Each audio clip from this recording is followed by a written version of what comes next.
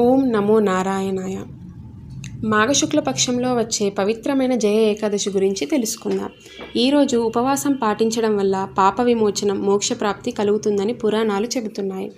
హిందూ పురాణాల ప్రకారం మహాభారత ప్రఖ్యాతి చెందిన భీష్ముడికి స్వర్గలోకానికి ఏ రోజు బయలుదేరాలో నిర్ణయించుకునే అవకాశం ఇవ్వబడింది. పాండవులలో పెద్దవాడైన యుధిష్ఠిరుడికి విష్ణు సహస్రనామం చెప్పిన తర్వాత జయ ఏకాదశి నాడు తన మృత శరీరం నుండి విముక్తి పొందాలని నిర్ణయించుకున్నాడు. ఫలితంగా ఆ రోజును అతని గౌరవార్థం భీష్మ ఏకాదశి అని కూడా పిలుస్తారు. ఈ రోజు యొక్క ప్రాముఖ్యతను పాండవ యువరాజుకు వివరించినది శ్రీకృష్ణుడే. ఒకసారి ఇంద్రుడు తన ఆస్థానంలో పుష్పవతితో సహా అనేక మంది అప్సరసలు చేసిన నృత్య ప్రదర్శనను ఆస్వాదిస్తున్నాడు. ఆ సమయంలో ఆస్థానంలో ఉన్న చిత్రసేనుడి కుమారుడు మాల్యవాన్ పాడే పాటకు వారు నృత్యం చేస్తున్నారు. మాల్యవాన్ మరియు పుష్పవతి మొదటి చూపులోనే ప్రేమలో పడ్డారు మరియు ఒకరినొకరు చూసుకోవడం ఆపలేకపోయారు. ఇది వారి ప్రదర్శనను ప్రభావితం చేసింది మరియు దేవుడు వారిద్దరిపై కోపంగా ఉండి ఫలితంగా ప్రభువు వారిని పిశాచాలుగా మారమని శపించి స్వర్గం నుండి భూమికి పంపాడు.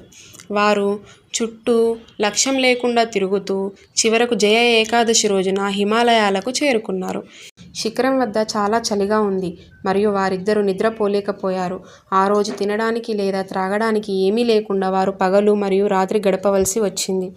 జయ ఏకాదశి నాడు ఉపవాసం ఉన్నవారు మోక్షానికి ఒక అడుగు దగ్గరగా ఉంటారని ప్రకటించిన విష్ణువుకు ఇష్టమైన రోజున వారు తెలియకుండానే అలాంటి కష్టాన్ని ఎదుర్కొన్నారు.